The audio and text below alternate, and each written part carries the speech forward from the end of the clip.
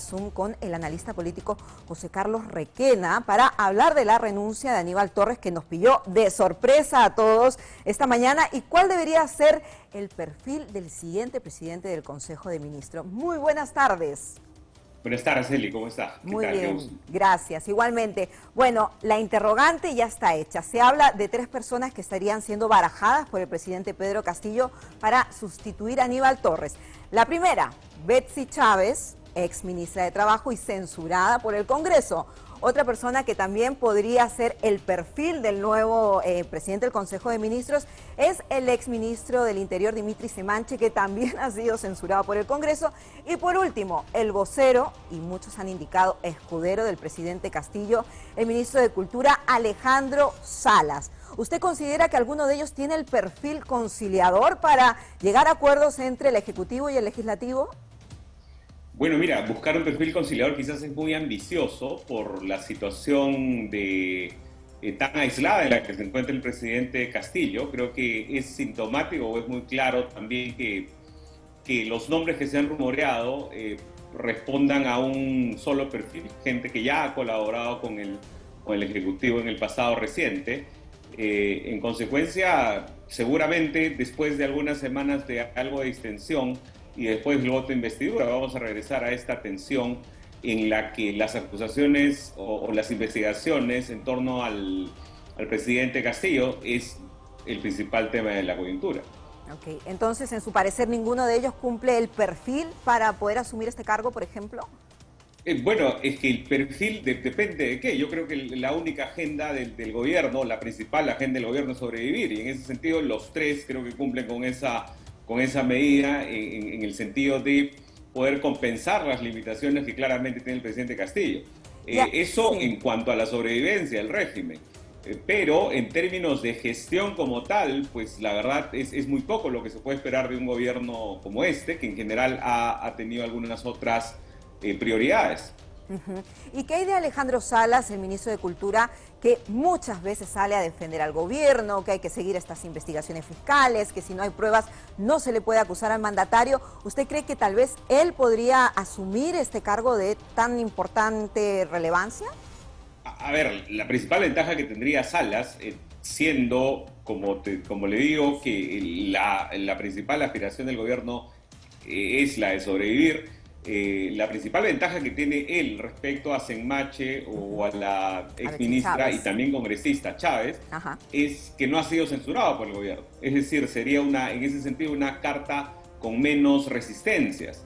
Pero en términos de gestión como tal, pues creo que vamos a seguir en lo mismo, ¿no? En un gobierno que tiene otras prioridades, en un gobierno que privilegia la retórica sobre la acción, un gobierno, y eso se planteó muy bien en el mensaje de la Nación del presidente Castillo el 28 de julio pasado, que parece un poco enajenado de la realidad. No estamos con muchísimas presiones, estamos con cerca de 60 personas que han pasado por encargos ministeriales, estamos con poca ejecución, en fin, estamos con muchos problemas, pero el presidente parece tener otra mirada. De acuerdo. ¿Y qué pasa entonces con este quinto primer ministro que deja el cargo, que estuvo 6 meses liderando la PCM y en un año nomás de gobierno de Pedro Castillo? Entonces, también uno dice, hay mucha rotación, no hay estabilidad, pero recordemos que el perfil político de Aníbal Torres tampoco era muy conciliador, siempre estaba en constante confrontación con políticos, congresistas. En su percepción, ¿qué lo habría llevado a dar este paso al costado? A ver, mira, la verdad era un cambio que ya se venía rumoreando desde hace un buen tiempo, por lo menos desde abril. Entiendo que el señor Torres tenía voluntad de dejar el gabinete después del estropicio del estado de emergencia en Lima, dado la noche del 4 de abril.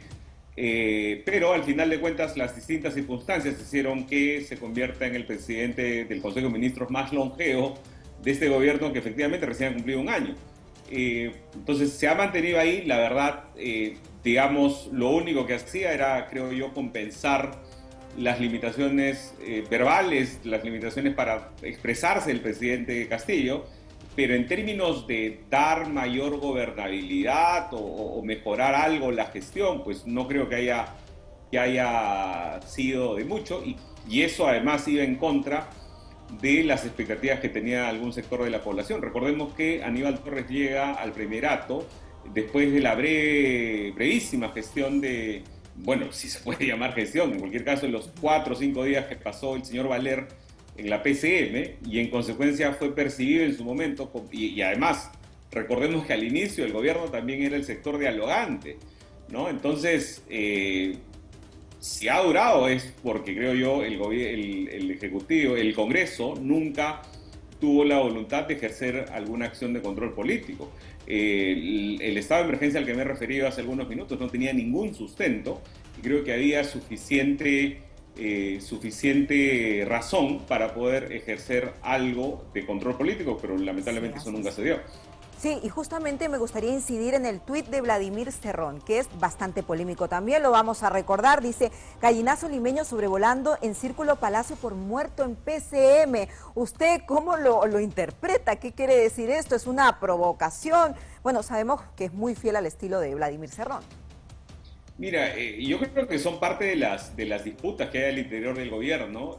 Recordemos que en su etapa dialogante o en su etapa de percepción, o en la que se le percibía como dialogante al señor Torres, él propició una reunión en su casa en la que se quiso convencer al presidente Castillo de que debían deshacerse de Guido Bellido. Entonces, yo creo que es una continuación, una segunda, tercera o cuarta temporada de estos enfrentamientos, pero en líneas generales creo que el señor Cerrón sigue siendo parte del oficialismo.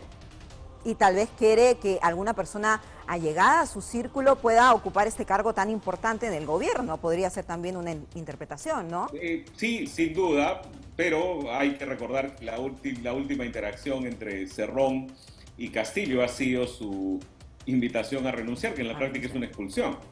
Así es. Bueno, también es importante indicar que cuando renuncia un primer ministro, toda digamos, la cartera de los ministros en general, el gabinete, tiene que presentar también su carta de renuncia. Cuando asuma el nuevo premier, él va a decidir si deja en estos cargos a los ministros que ya están ocupándolos o los cambia.